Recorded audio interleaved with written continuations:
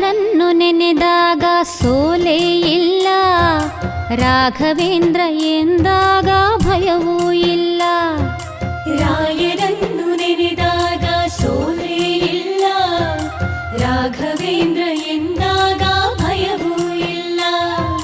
ತಾಯಿಯ ಮಮತೆ ತೋರ ಗುರುವೂ ಇವರು, ತಾಯಿಯ ಮಮತೆ ತೋರ ಗುರುವೂ ಇವರು, ಬದುಕಲ್ಲಿ ನೆರಳಾಗೋ ತಂದೆ ಇವರು, ಬದುಕಲ್ಲಿ ನೆರಳಾಗೋ ತಂದೆ ಇವರು.